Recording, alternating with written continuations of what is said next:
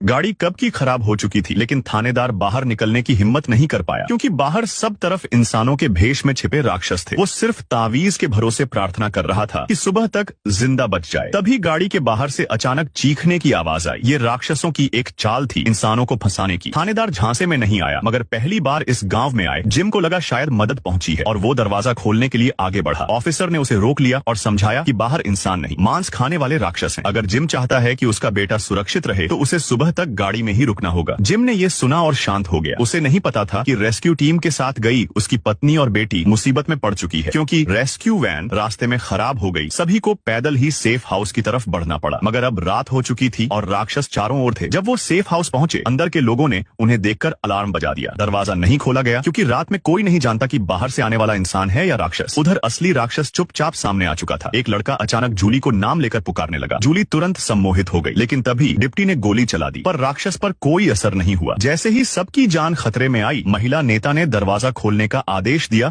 और उनकी जान बची। मगर अंदर आते ही माँ बेटी को बांध दिया गया क्योंकि हर नए आने वाले के साथ ऐसा ही होता है, जिससे कोई राक्षस उनके बीच न घुस सके। फिर दोनों को अलग अलग करके रखा गया। महिला नेता ने समझाया कि यहाँ हर कोई किसी हादसे में फंसा है और किस्मत से वे अब तक जिंदा हैं। कई लोग रात में यहाँ पहुंचे और बिना कुछ समझे ही राक्षसों का शिकार हो गए। मगर उस औरत की चिंता खुद के लिए नहीं, बल्कि अब भी वैन में फंसे पति और बेटे के लिए थी। उधर गाड़ी के बाहर की आवाजें अब भी जारी थी। राक्षस गाड़ी की छत तक पहुंच गए थे। अफसर ने सबको समझाया कि जब तक तावीज है वे अंदर नहीं आ सकते। डर मत फैलाओ, शांत रहो। धीरे धीरे बाहर शांति छा गई, मगर आधी रात को जिम उठकर तावीज हटाने लगा। डॉक्टर ने देखा और रोकने की कोशिश की, पर तब तक देर हो चुकी थी। लेकिन ये सब एक बुरा सपना था। रात सकुशल बीत गई और सुबह रेस्क्यू टीम आ पहुंची। सब ठीक देखकर सभी ने राहत की सांस ली। अब नए लोगों को दो विकल्प दिए गए, या तो सेफ हाउस में रहें जहां सब साथ रहते हैं, या कस्बे के मकानों में। कस्बे में रहने के लिए हर शाम तावीज चेक करना होता है और जिनके पास बच्चे हैं उन्हें खिड़कियां बंद करनी पड़ती हैं क्योंकि राक्षस अक्सर बच्चों को बहका देते हैं। यहाँ सज्जा का भी नियम है। अगर किसी की वजह से कोई मारा गया तो उसे एक रात बिना तावीज के लोहे की कोठरी में रहना होगा, जो कि लगभग मौत का मतलब है। महिला ने पूछा, ये सजा पहले भी दी गई है क्या? पादरी ने कहा, आज पहली बार दी जाएगी। अब जिम के परिवार को रहने की जगह चुननी थी। सबको लगा चारों साथ रहेंगे, लेकिन बेटी ने अकेले सेफ हाउस चुना। शायद उसे लगा माँ बाप सिर्फ छोटे भाई से प्यार करते हैं, इसलिए उसने जिद पकड़ ली। माँ बाप ने बेटी को मनाने की कोशिश की, लेकिन अफसर ने बताया अब देर हो चुकी है, सबको अपने ठिकानों पर लौटना होगा। तसल्ली देने के लिए अफसर ने कहा कि उसका बेटा भी वहीं है और वो उसकी देखभाल करेगा। पादरी के निर्देश पर सभी चले गए और अब आई सजा की रात। एक आदमी जिसके वजह से उसकी पत्नी और बेटी की जान चली गई थी, उसे लोहे की कोठरी में बंद किया गया। अफसर ने 2 ताले और लगा दिए और दुआ की कि वो रात बच जाए, मगर दरवाजा बंद होते ही उसकी किस्मत भी तय हो गई। ये रात उसकी आखिरी साबित होने वाली थी।